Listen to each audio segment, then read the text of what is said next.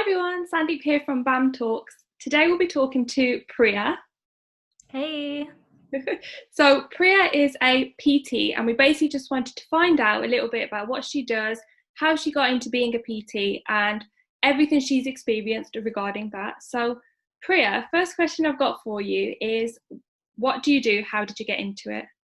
Okay, so I'm basically a PT as well as an online coach, and then also you can say like fitness influencer if you want to. But yeah, so in terms of how I got into it, it was actually like after I finished uni. So I did psychology at Uni of Birmingham, and then I kind of came home and was in that mindset of finding a job related to my degree, as everyone is. And then the more I kind of like was searching into it, it was just like I didn't really want to go into that kind of job. Like, I couldn't see myself doing it long term. And so obviously I had to think about not wasting my time, but also like doing something that I was happy with. And at that time I was so passionate about fitness like I am now. And it only made sense to kind of like go into a career into like PTing. So then after university, I trained to be a PT and then I started doing that. Okay, that's wicked. That's really interesting. So I just thought you were going to say you did it uni degree related. Oh no, I didn't That's know. just It was psychology, yeah. no, So I that's suppose it's related in terms of like building relationships with people, but obviously yeah, not in terms yeah. of the sports side, yeah. No, that's cool. So, so I was going to ask how long did you like want to be a PT for, but we kind of got the gist of that after Yeah. uni, something that you like experienced. So, how did your parents react when you came home with your psychology degree and then went, "Oh, actually, I want to be a PT"? So the first thing like my mom kind of said was just that like, did I just waste like 3 years of my life for nothing? And I mean, I understand where she's coming from, but I also feel like university was like such a like big moment in my life in terms of like me being the person that I am today. Because Yeah, I at school I was literally like so shy, no confidence whatsoever. And I feel like if I didn't have that uni stage, I never would have like even been able to become a PT or do anything that I do like today. same here. I think it's not a complete waste of time. Yeah, But yeah, so my mom she wasn't happy to begin with at the start because obviously like with Indian people, their mindset is that they just want to have like a professional job, you know what I mean? And I yeah, feel like as long as she knew that I was going to take it seriously and put my all into it, mhm. then yeah, then she was fine with me kind of doing it. So yeah. That's good. Yeah, we always love our supportive BAM parents. Yeah, They're really- literally. That's God, cool. I'm so glad my mum had a change of heart though, because I Yeah, was kind of worried. Like, imagine if she never did. Like, it'd just be a constant battle kind of thing, because she would never yeah, really understand me, because it's such a big part of my life. But 100%. yeah, I'm so glad that she does now. So yeah, Well, one of the things we discuss like in BAM talks as general, we always yeah, say that like our hashtag that we use is Let's Talk. We always find that the more we talk about things, the more our like parents and older generations do actually open up to the idea of yeah, things. So the more we definitely. actually are open, the more they're a bit like, oh, okay, and they start to Yeah. see a different route rather than the one they've always seen themselves. Yeah, no, that's true. I feel like with fitness as well, obviously, like with your parents as they get older, like they do like come across like difficulties in terms of health or just like movement and stuff. So that's when I kind of like come in as the hero, like, oh, you should do this, you should eat this, you should do that. So yeah, so it's not all bad. So yeah, it's fine. As long as they're getting some benefit from it, they're happy. Yeah, exactly. I was going to say that. It's fine. So, did you get any like judgment from family or friends or anything when you chose to take that?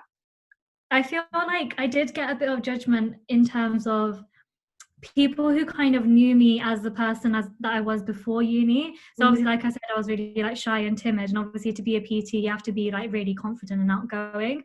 So Yeah. I feel like for those people who didn't really understand who I was, whether it's friends or family, Mhm. they were kind of like, you becoming a PT, like how long is that gonna last, kind of thing. And obviously, like I didn't really take it to heart because I know the person I am today. But Yeah. at the same time, it doesn't make it easy in terms of like when you're starting a new job, you want to have that confidence that everyone's supporting you and that sort of thing. And I feel like as long as my mom was supporting me, that was my main thing for me, because I'm like quite close with her. But everyone else, it was just kind of like just take it with a pinch of salt. But then obviously you have your friends who are super supportive as well. So I feel like I was lucky in terms of I did have like a good support system in terms of like my circle. And I'm the type of person that I don't really care too much about what other people think outside of that. So Yeah. yeah, so it didn't really affect me too much, luckily.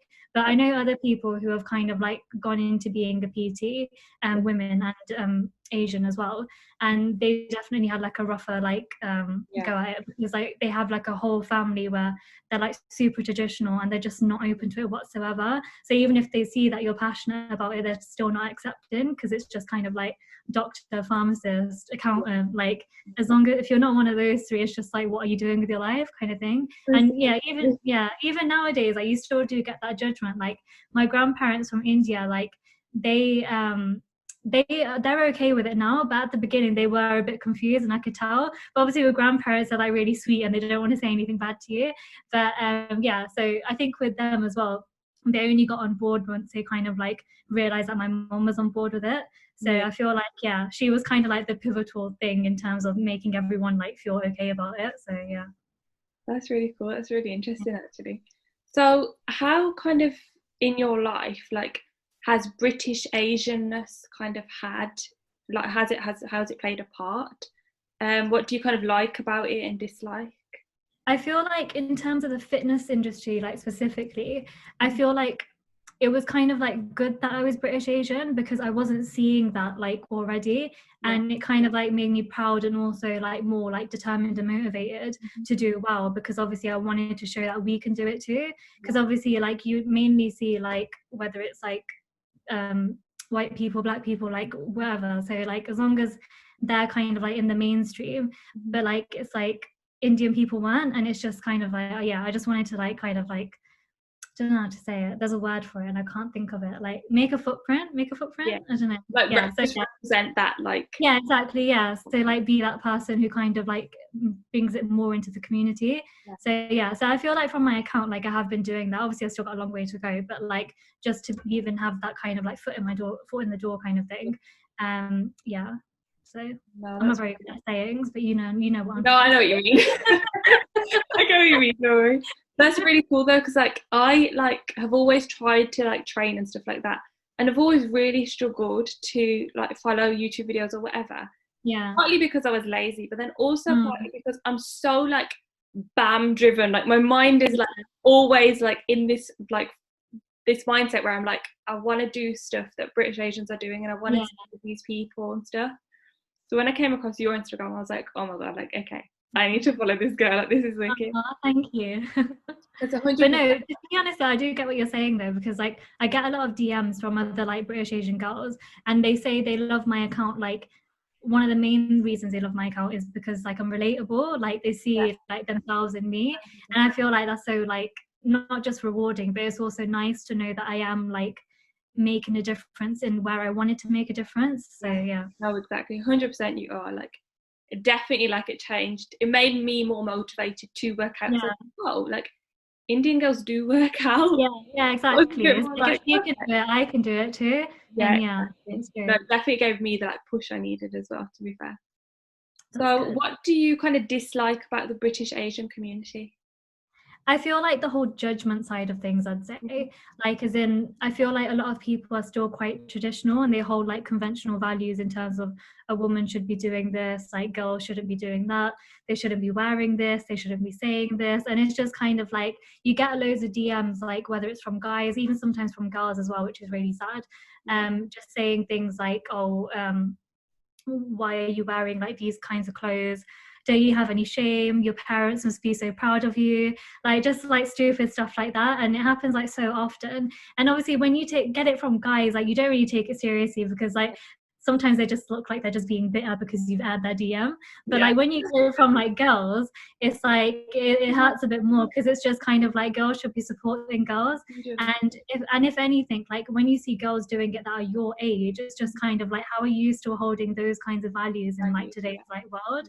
Like I understand, obviously it doesn't make it right, but if they're a bit older, I kind of understand it because they've actually been brought up that way. But like someone who's been brought up in our generation, like the fact that they hold such values is like really like disappointing, to be honest. So, no, you'd actually be surprised how much of our generation is so like almost backwards. Like I think you'd actually be so surprised. The last question I want to ask you is, where do you see your brand going in the next 5 years? Oh, I hate these questions. I'm more live in the present kind of person. But no, I feel like I'd probably say, well, just having a bigger community, I would say. Like in 5 years' time, like I want to be like known, like as in like how you would talk about any other like fitness like influencer or athlete or whatever. Like I want my name to kind of be known out there, and to be someone who's like known for empowering women, known for like making a difference in the British Asian community. Like even just like when I was on British Asian Network, like that was such a big deal for me, because it was just like I never ever imagined it. But then obviously, like I said earlier, like it's nice to know that I'm making a difference in that community, because that's what I wanted in the like long run anyway. So to know it's kind of already happening is nice. But yeah, in terms of like my fitness stuff, I'd probably say like I'd love to have my own gym maybe one day, have an app like how you see and all that kind of thing. So yeah, I feel like there's an endless like amount of like things that you could kind of do and go into. So especially because it's not just about being a PT, like when you kind of get that whole influencer kind of name, like there's so many avenues like related to that. So it's just like I guess I'll see where it takes me. But yeah, definitely the community thing, like being like someone who's like known for doing something good, like that's my main thing. Yeah, and obviously helping those people. Brilliant. Wow, I wish you all the best, and I can't wait to see what else you do. I'm all about like Asians supporting Asians. Like I feel like we don't do enough, and it's a shame. Like definitely. I just hope that we do like manage to build some type of community where we know like actually that's a supportive community. There's no judgment. Definitely like, amongst the females, I would say. Like I always see so much like competition and just like rivalry, and it's just like it's unnecessary. Yeah, it's not needed. No, not at all. Like with BAMTalks, like I really aim to have this like safe, we call it our safe space. Yeah. Where like you can say whatever you need to say about whatever you need to say without any judgment. So like, and that's how it should be. Yeah, like people message me about like disabilities or caste or whatever they message me about, and they're always like, oh, I don't want to sound like I'm being rude, and I'm like, no, like this is like a judgment free zone, say whatever you want, because I do think these subjects need to be spoken about. And the more opinions you have, like the better it helps you kind of like navigate the conversation as well. So yeah, no, that's true. Yeah, I wish you all the best. Thank you for chatting with me. Thank you for having me. And I'll speak to you soon. Bye.